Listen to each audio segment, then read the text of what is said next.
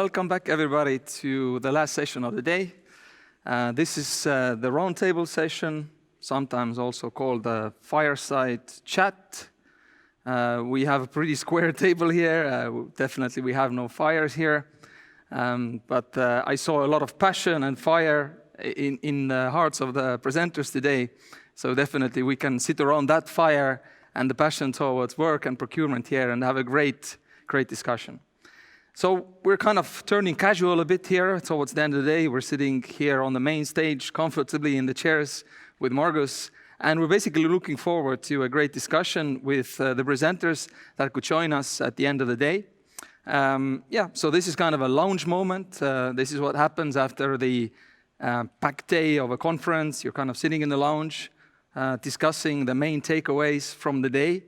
And we're bringing in the speakers so we can have a discussion about the day that we had today.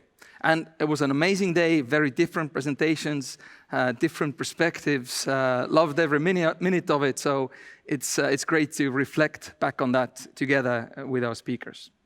So the usual question now that going to the speakers, they have also, I think, let's say, ended their stay on the stage, arrived at homes or offices, and tuning in over virtual means. So the usual question, are you there, guys? Can you hear us? Can you see us? Yes, definitely. The question of the age. All right. Yes, we can. Yeah. Here you go. There you are in front of us, a great panel. So give me a wave, guys, if you are in tune. All right. All good? Doing well? Absolutely. Yes, fine. Thank you guys so much for the presentations. It was really amazing day, and I find myself inspired. And what was really cool, I think, about the day is the different perspectives that everybody brought. So there was the very sort of different angles and different sizes of companies, different viewpoints, different topics. So it was really cool and enjoyable. So how we will do this? So I will be the kind of the moderator here. I will come to questions to you. And it would be great, of course, if you maybe even can ask questions of each other. So that's the kind of the motto of the forum is connecting buyers. So if you have any questions to each other, feel free to engage that well. So I'll do like a quick, very sort of, not even a recap, but I will kind of give my own sort of takeaway or title shortly for the presentation you made. And then I'll start off with questions coming to each of you. And when I come with a question to you, obviously, discuss that question. And if you have other questions to the speakers, feel free to ask them from each other as well. And let me sort of keep the order here. And definitely, guys, let's sort of loosen up and have a great discussion to end the day here. With me? Yep. Totally. Absolutely. All right. Cool. Yes. So, Andreas and Western Union, I was super impressed by the presentation. And I gave every presentation like a small title in my head when I was listening. So I called that principle-based procurement.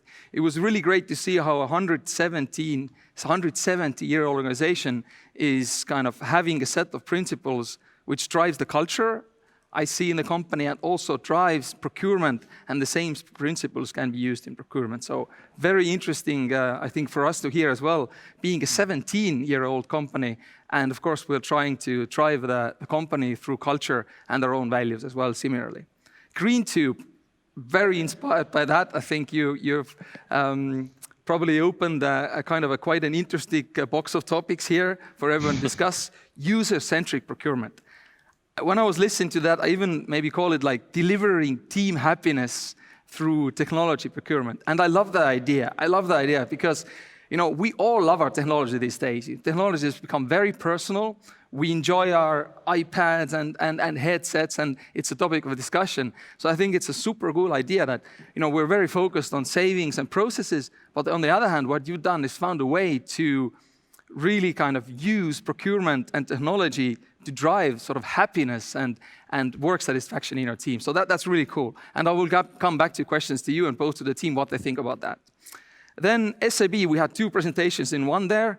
World-class user service. I saw that what you're doing, guys, is really providing a world-class user service to your internal customers. And then, of course, what I called customer who is creating transparency in a channel with your vendor and, let's say, reseller or dealer-based different procurement sort of approaches, bringing transparency to the channel based on your own approach, which is innovative and very cool that a customer is doing that.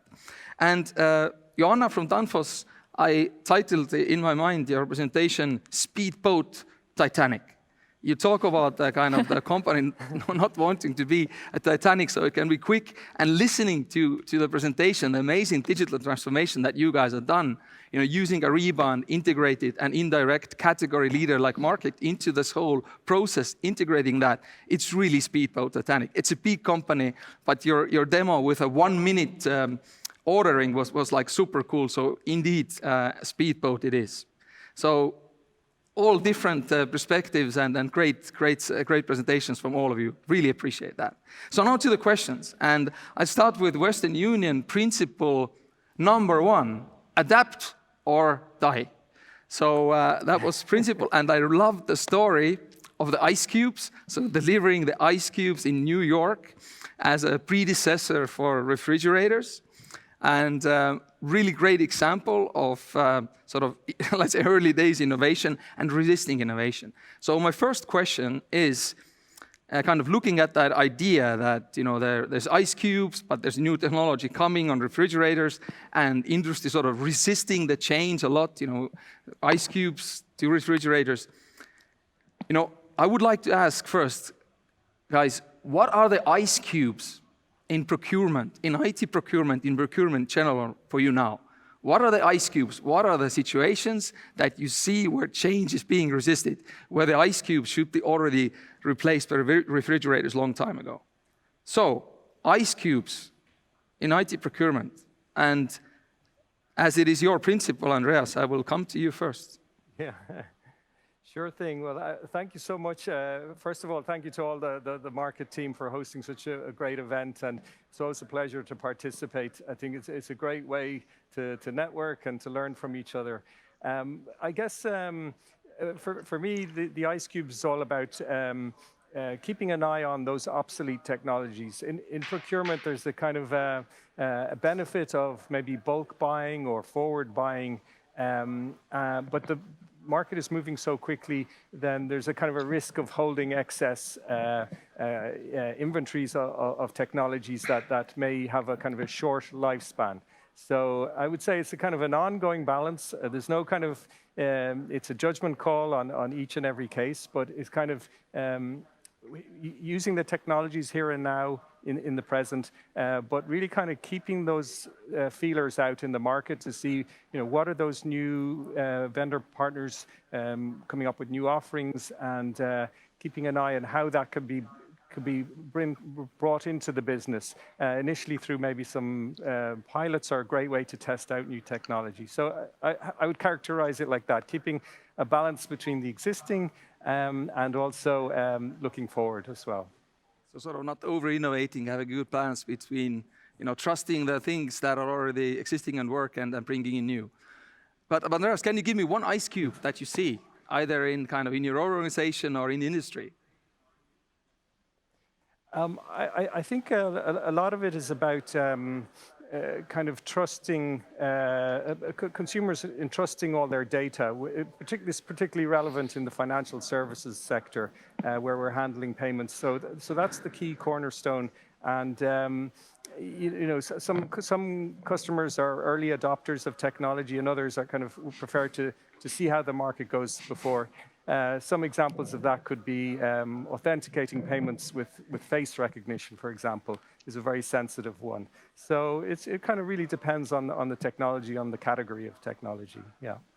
All right. So it depends on the specifics, and probably ice cubes all around. If you look closer, but it depends on the specifics. Yeah. Cool. Instead of ice cubes, others, do you have a question to Andreas from the day, or something you would like to ask? Not compulsory, just be ready. If you want to ask your colleague something, that is absolutely allowed in this format. Maybe I can share the ice cube. Yeah. Okay, great. I'll come next to you. So the ice cube question will be for everybody. and Joanna, as you're ready to go, let's discuss ice cubes. It's because I think that we have an ice cube among our users. As you could see, we have thousands of users. And even though we provide them with millions of items that are available to purchase, sometimes we hear that why we put so much control over them, why we need to consolidate suppliers, why we are cutting down the favorite lists. There will always be, with different people, there are different needs. And this is actually what we struggle sometimes, that the end users of Ariba, they know why this is important and they are just motivated. So I would say that generally the indirect procurement, when we put it into some kind of structure or some kind of control, might become an ice cube for some people.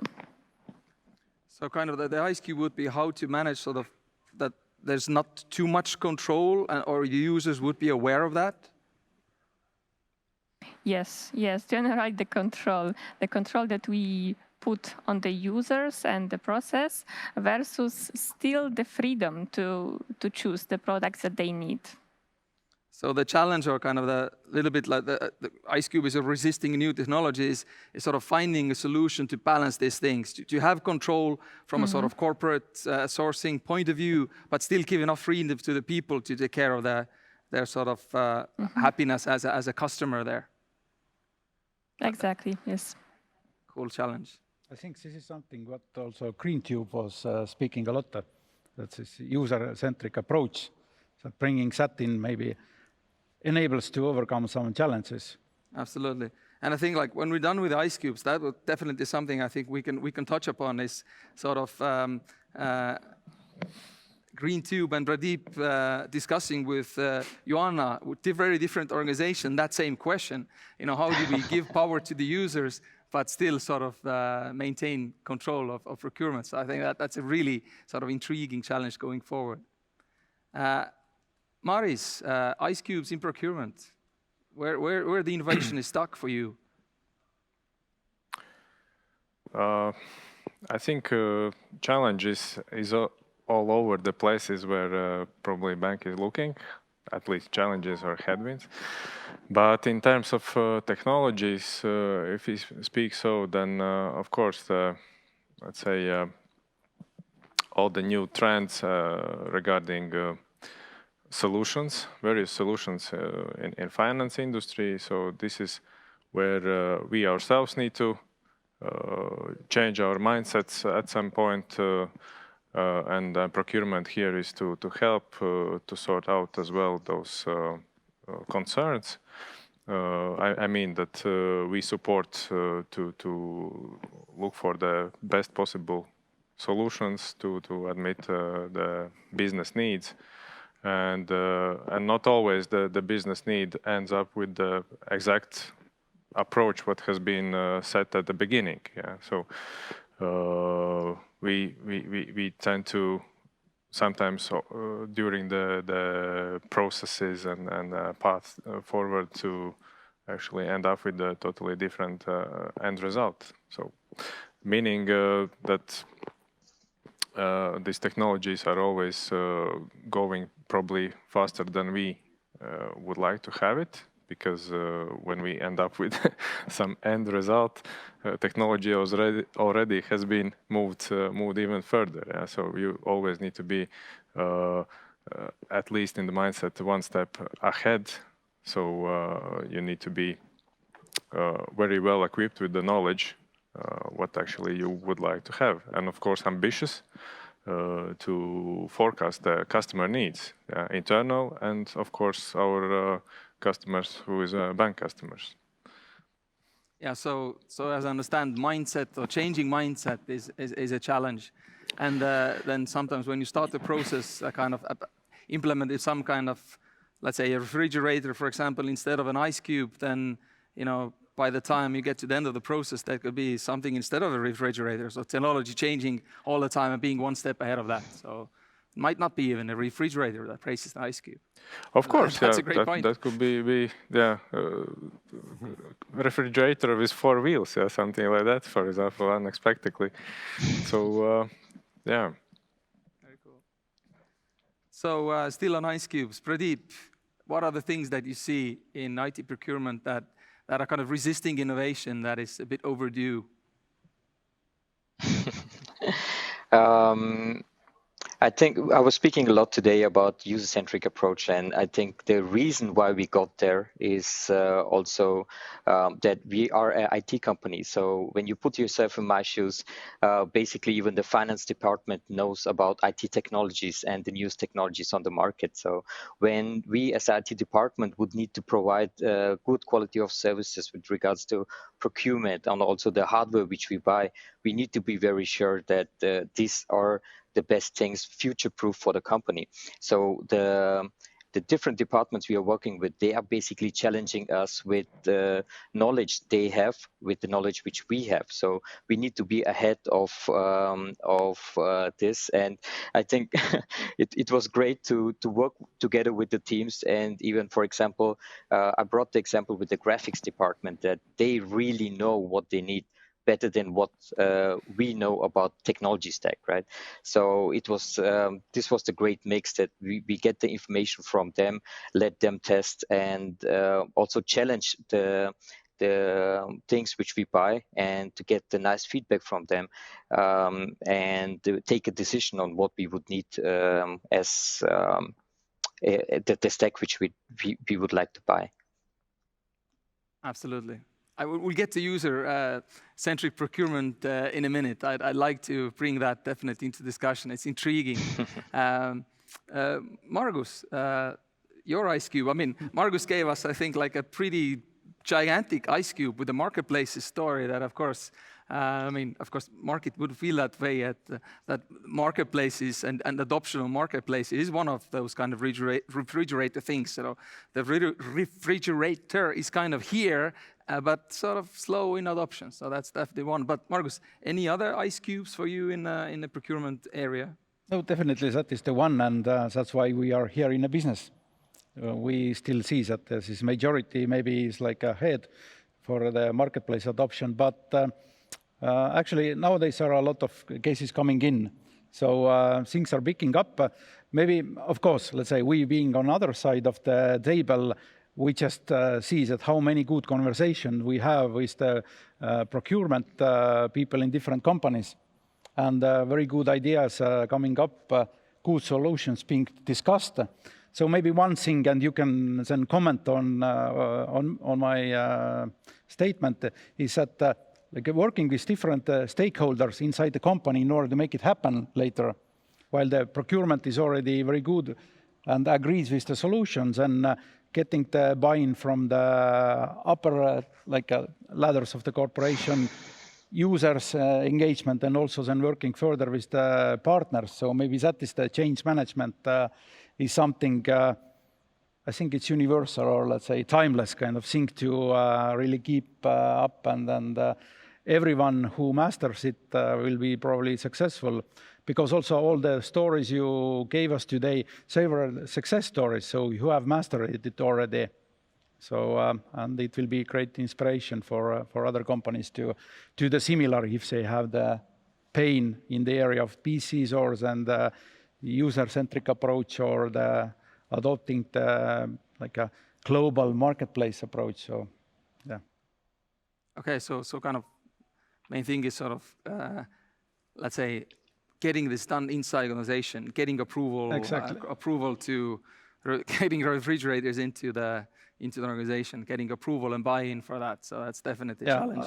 Would you agree, guys? Yep. That is a key thing. I mean, just come in on that. I mean, getting your organization also kind of, let's say, on the next level or upper levels to move on an innovation. Is it easy to get buy-in into that?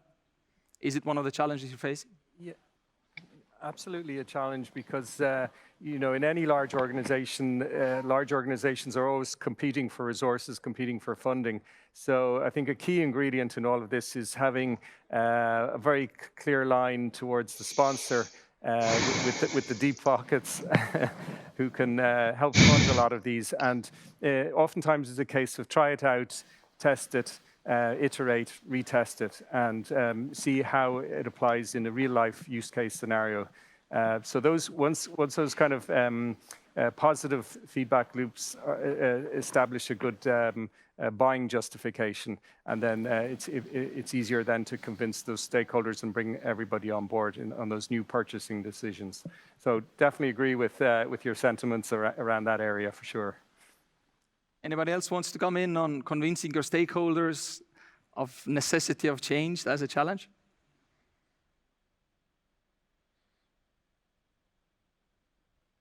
All right, a little bit of but silent mode.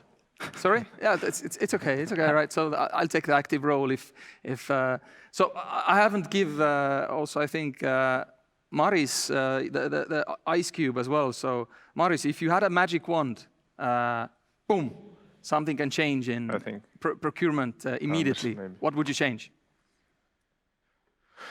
For procurement, I would probably try to convince, let's say, internal stakeholders to let's say, invest in even more high-end processes for procurement to be even more efficient, more lean to support throughout the organizational needs, the procurement. Because as I think we also touched upon the innovation, so I think in bank as well, the most important thing is to make or provide a great customer experience, both internally and with the customers, and as well to be the most innovative in the competition between others. So if we can support that and I think it's great, yeah. But to be in very good shape, we need to invest in internal processes as well. Andres, your magic wand movement. I would say, if you want to implement something, then team is most important thing. And I would say, if we want to implement something, then we need collect colleagues or partners on the same page. Yes, and as Maris also shared, and other colleagues shared, that maybe biggest challenge is that if we want to implement something new, but when we will implement, then this is, let's say, it's in nowadays already. Yes, and we need to think maybe one step ahead, and we need think that nothing is impossible. Yeah, that was let's say this is my opinion when we build this self-service portal, because nobody's believed that something can be, let's say, we can build and it will be used in a bank. That's a great point. Impossible is nothing, and I think believing in those ambitious goals, and that's sort of what drives, and things sometimes we can achieve can surprise us. So I think also, Joanna, you said a few times there that I was surprised that I think, yeah, if we choose very sort of challenging goals and believe that everything is possible, it more often than not it actually is.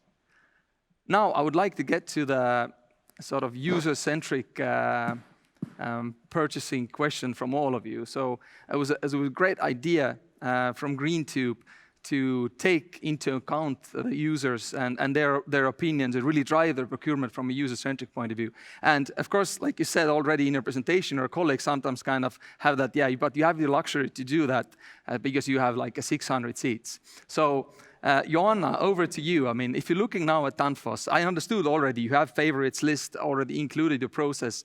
Have you, or are you, or would you sort of consider an approach like Greentube that really maybe asking the end users what kind of products would they like, or really have them test the products and standardize based on so that the customer satisfaction and their desires for products?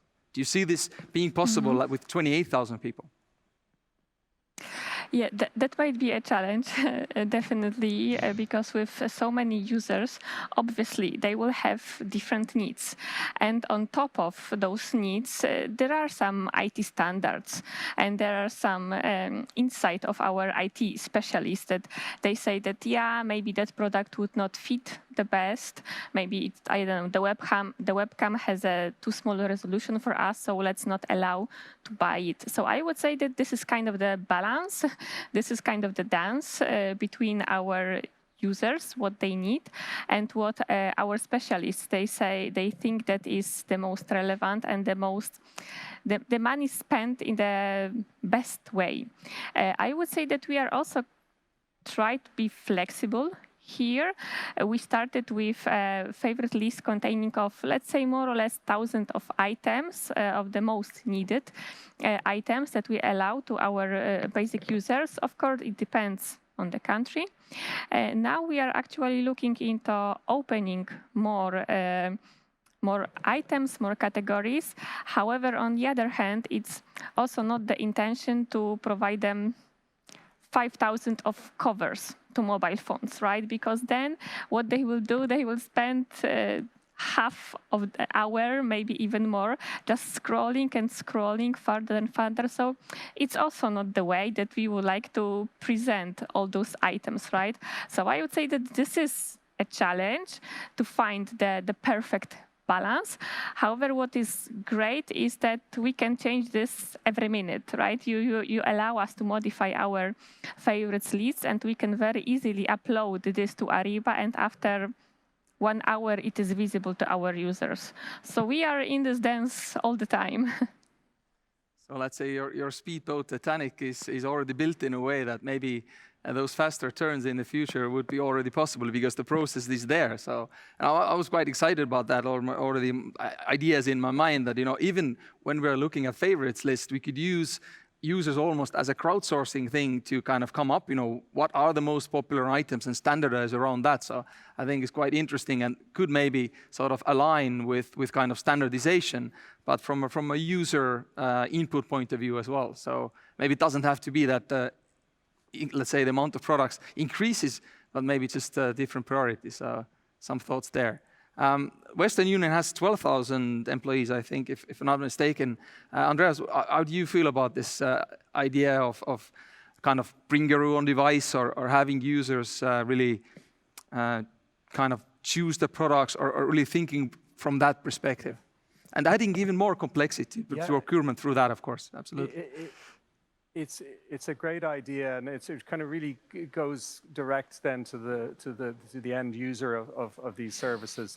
One of the things in the context of Western Union is we have this franchise of agents. So those post offices, banks, retail outlets, and those agents are kind of the front line, if you like, out to consumers. And many of those agents are kind of running point-of-sale operations, so they need access to branded material, to the kind of point-of-sale hardware to enable payments.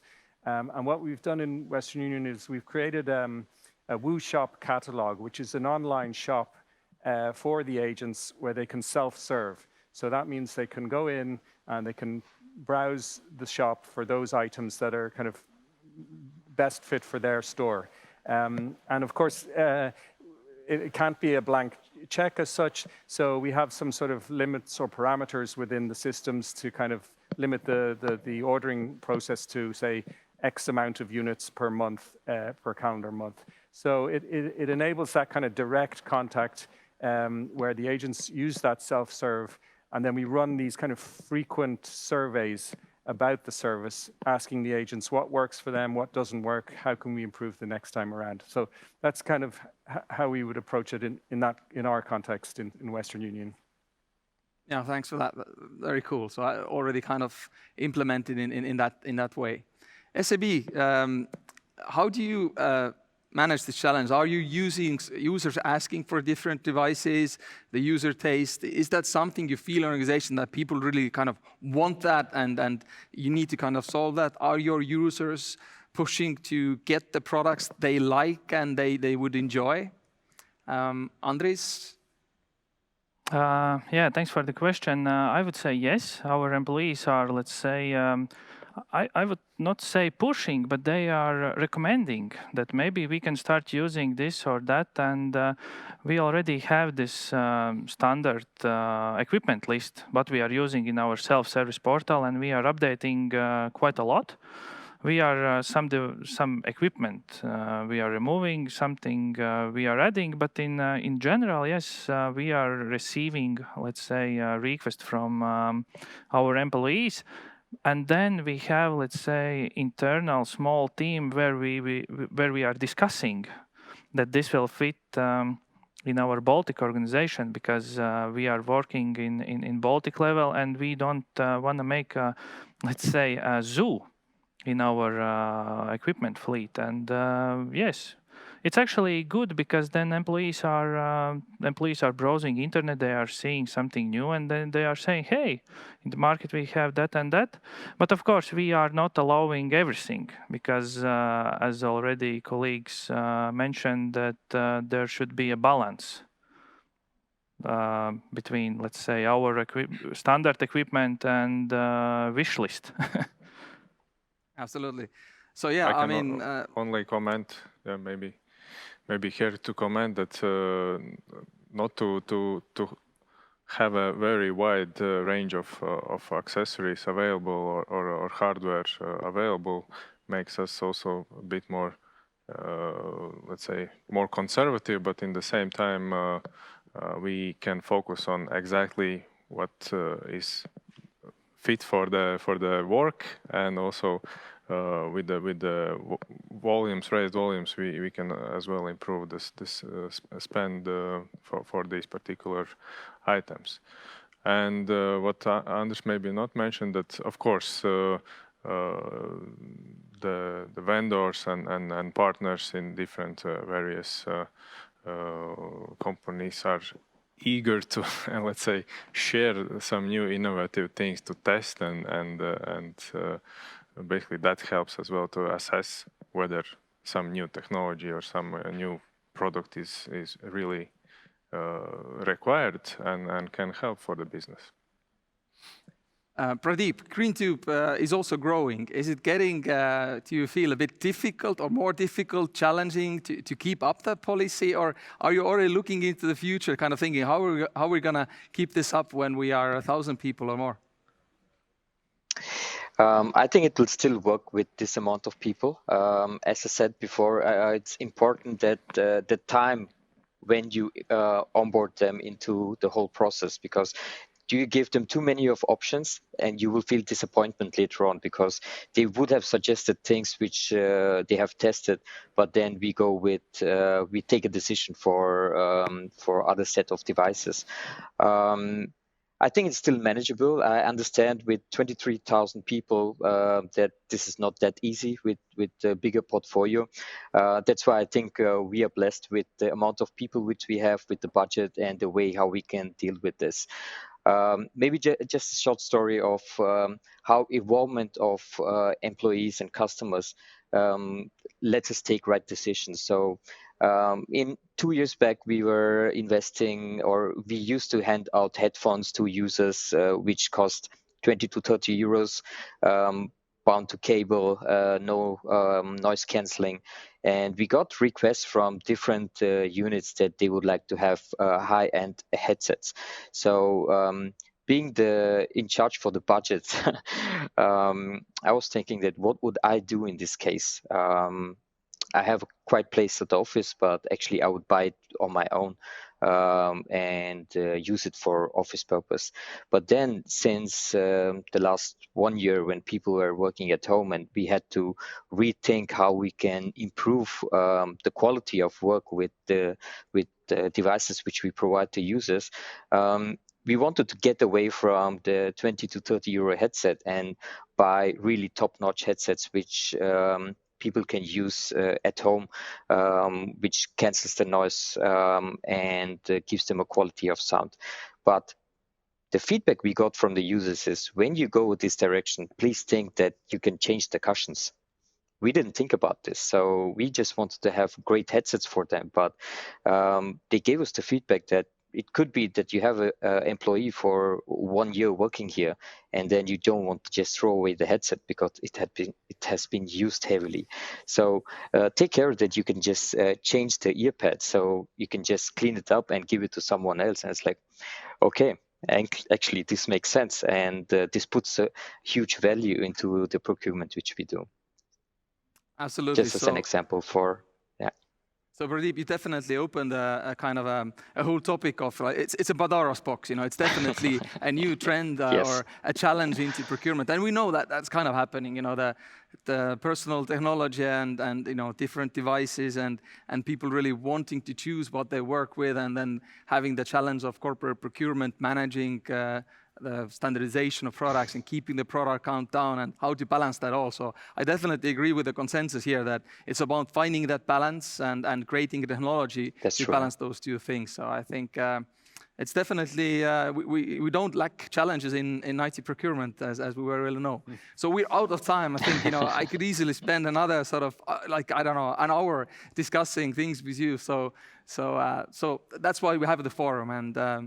And hopefully we can do that next year already face-to-face and having a longer discussion in a lounge. To really conclude this now, I would just sort of maybe give everyone, if you can, a very short takeaway or just one idea that you would like to kind of leave us with. So quick takeaway from everybody. Kind of, I let you gather for a moment and just give out a one tweet-sized key takeaway, a message that you want to leave us with. Yeah. I see you ready. Kind of looking for that summary point. And then I go to Margus here. So I make it the first victim. So Margus, your one key takeaway from today, anything that comes to you? Yeah, I think hard to say one, but there are probably quite many. You have to say one. I know I have to say one. Probably what came as, let's say, still bit common from everybody is that keeps his end user dialogue up. For some companies, probably it fits more. For some companies, it's challenge, but keeping one stakeholder in a dialogue is definitely the good thing to do. So maybe that is the key takeaway for me. Thank you, Margus. Joanna, your takeaway. Actually, I will maybe have a different perspective, because I was quite happy to hear that from several presentations. I could hear that we are all looking at our climate. That I could hear that in our procurement we are looking not only on the items, on the prices, on delivery dates, but also such statement as act on the climate now and generally being environmental aware. That was very great to hear that it's on all our agendas, not Danfoss as such in the industry of the climate. So for us it is quite naturally, but also for all different companies from different backgrounds. We all are aware that we need to take care about our world. Absolutely. So that was great to hear. Totally agree with you, and it's great to see that the sustainability movement is really, really moving, and you can see messages. And I think, hearing the presentations there, there needs to be a Markit Forum on sustainability separately. I mean, that would be a great focus for it as well. So a key takeaway. All right. There's something, a new idea. Pradeep, your key takeaway. We kind of know, you had a very clear message, but going in, one very short takeaway from today. Yeah, even though the message was clear, you asked me a question and I really need to think about this. And this will be one of my key takeaways, as the growth of the company is pretty fast. So how can we cope with the approach which we have for the future? Will we still be able to do it the same way how we do it? I would like to, but I would need to think about how to adapt it for a bigger set of users which we will have in the future. You have a chat and listening to all of you today, I heard about the challenges in procurement. We know how challenging this is, so I would need to keep up and see how to improve. Yeah, you can have a chat to on how to keep your speedboat speedy even when it grows. Super. Maris,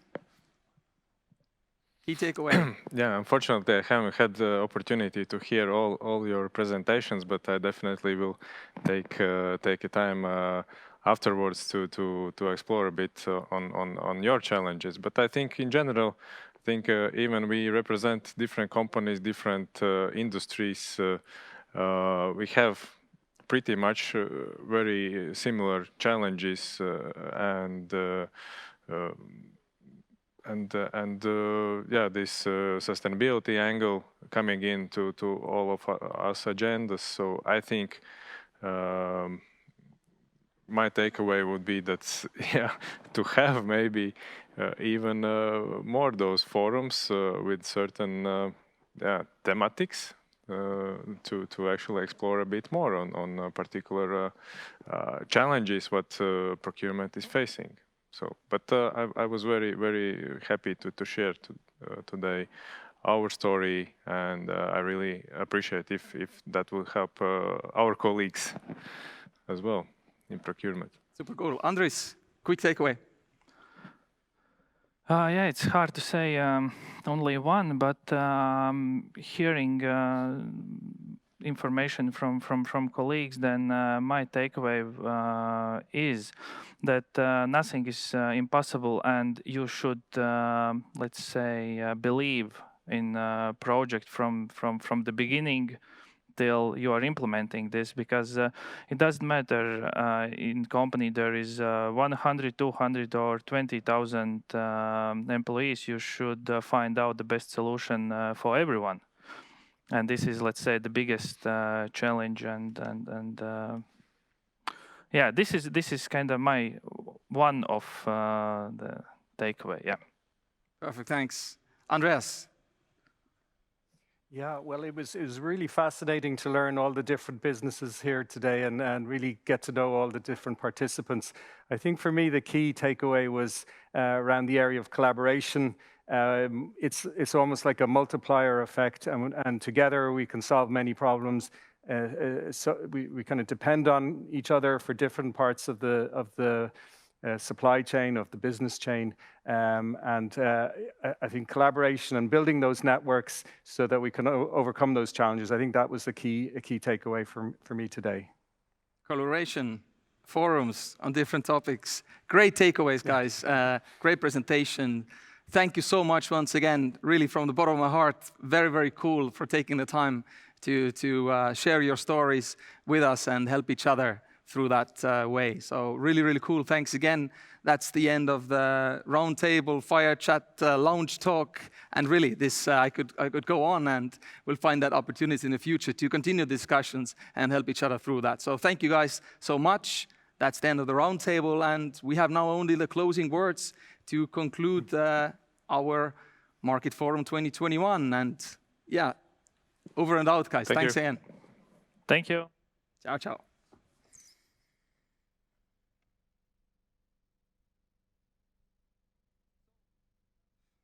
This was Markit Forum 2021. Just a closing word remains here to give you. Well, it was a really enjoyable day, and as you know, it was also a hard-working day. I think the content was intense. There was a lot of different points. It was really, really cool from different sides. And I really want to thank everybody who contributed. I know public speaking is not an easy thing to do. There's always energy, there's pressure. But in order to help each other, inspire each other, we have to take this time and, make this effort to share our stories with each other. Because as you see, it's really, really, truly helpful. So we have to get out. We have to take that effort to speak, to share, to open up. And that can inspire others, create other stories and other lines of thought. So this is really, really important, and that is kind of the point of the forum, that, to make this happen. So I really appreciate everybody sharing their stories and helping others through that. As you heard, Revoluters, Marketeers. So yeah, as you already heard, we call ourselves Marketeers. It comes from the symbol of Musketeers, which is really, really close to the core values of Markit: kindness, loyalty, transparency, and professionalism. So Musketeers have a saying, legendary, and Marketeers have adopted this saying. And this saying is, one for all for one. And I think this forum connecting idea, it also applies to the community here. One for all for one. Meaning that it takes one for all to come out and share your story openly. And if one does that, all benefit. So one for all for one. Let's help each other as a community by sharing, connecting, and giving our stories to each other. So let's meet our challenges together, one for all for one. Thank you.